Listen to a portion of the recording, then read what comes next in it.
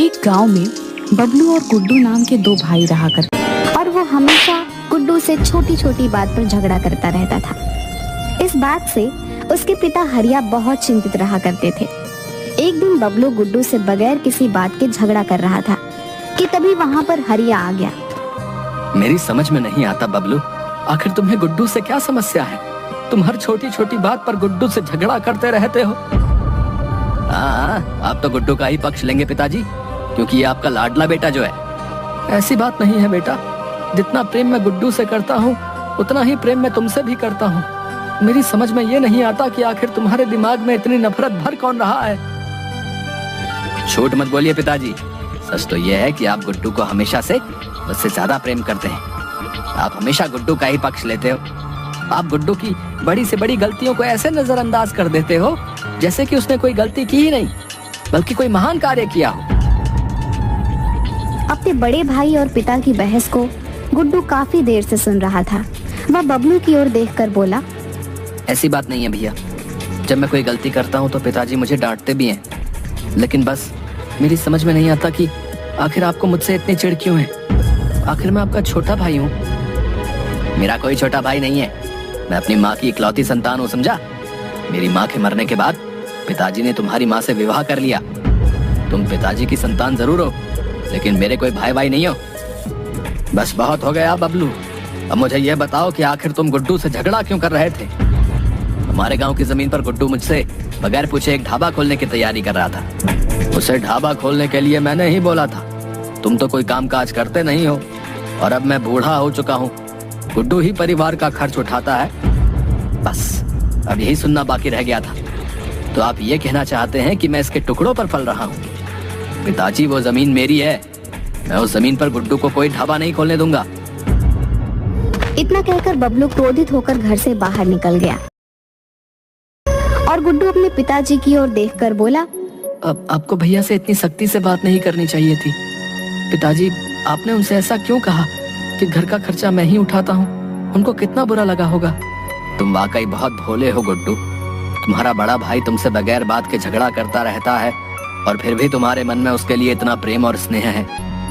वो मेरे बड़े भाई हैं पिताजी, उन्हें मुझसे झगड़ने का पूरा अधिकार है। भैया मन के इतने बुरे भी नहीं है पिताजी, उन्हें जरूर कोई मेरे खिलाफ और आपके खिलाफ भड़काता रहता है। मुझे याद है बचपन में जब मैं दूसरी कक्षा में था और भैया 5वीं कक्षा में थे, भैया मुझे कितने प्रेम से मेरी उंगली पकड़कर मुझे विद्यालय ले जाया करते थे। मुझे तुम पर गर्व है बेटा कि मुझे तुम्हारे जैसी संतान मिली। उधर बबलू क्रोधित होकर सीधा गांव के व्यक्ति रोशन के पास पहुंच गया। रोशन मुस्कुराता हुआ बोला, क्या बात है बबलू, लगता है अपने छोटे भाई गुड्डू से फिर से झगड़ा करके आए हो तुम। अब तो हद पार हो गई है रोशन चाचा।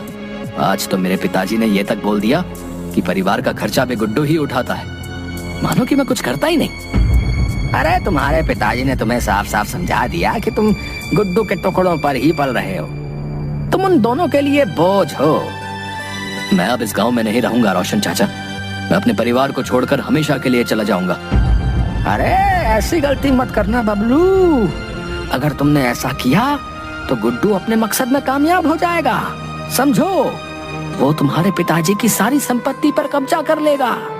मत भूलो, हरिया की संपत्ति के असली वारिस तुम हो, ना कि वो गुड्डू। तुम्हारे पिताजी ने सबसे पहले तुम्हारी माँ से विवाह किया था भाई। आखिर पिताजी ने दूसरा विवाह क्यों किया?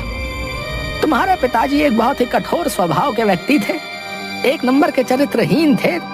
तुम्हारी माँ जब जीवित थी तो वो हरिया के स्वभाव से बहुत चिंतित रहती थी, और इसी चिंता में वो स्वर्ग सिधार गई। तुम्हारे पिताजी शायद इसी दिन का इंतजार कर रहे थे। कुछ ही दिन बाद उन्होंने गुड्डू की माँ से विवाह कर लिया, जिनका देहांत अभी 2-3 साल पहले ही हुआ है। तो फिर आप ही बताइए रोशन चाचा कि मैं क्या करूं? हरिया के जो वकील हैं वो मेरे बहुत अच्छे मित्र हैं। अभी कुछ दिन पहले ही हरिया अपने वकील के पास वसीयत बनवाने के लिए गए हुए थे।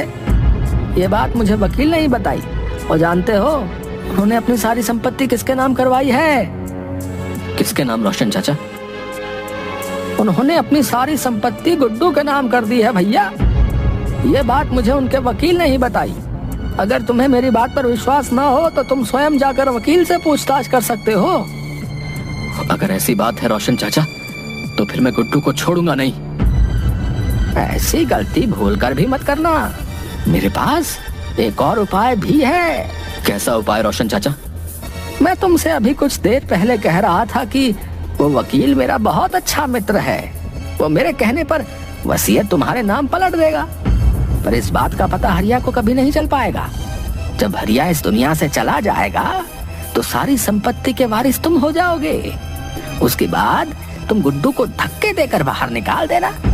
इस राज को तुम्हारे मेरे और वकील के अलावा कभी कोई नहीं जान पाएगा। अगर तुम कहो तो मैं उस वकील से बात कर लेता हूँ। तुम्हारे पिताजी को पता भी नहीं चलेगा और वो वकील वसीयत में सारी संपत्ति तुम्हारे नाम पलट देगा।